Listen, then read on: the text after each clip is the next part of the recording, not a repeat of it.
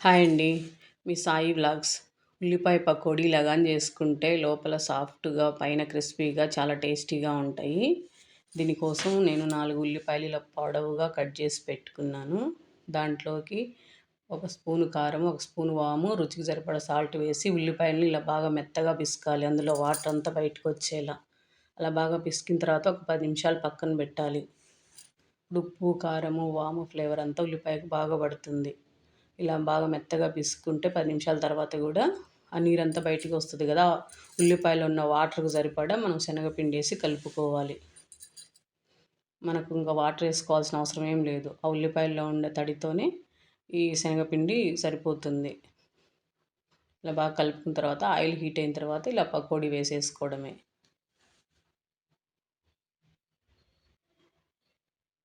మంట మీడియం ఫ్లేమ్‌లో పెట్టుకొని కాల్చుకోవాలి.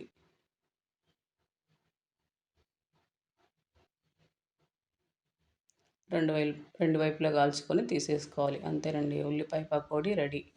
మన పిండి అంతా అలాగే వేసేసుకొని ఉల్లిపాయ పకోడీని ఫ్రై చేసుకొని తీసుకోవాలి.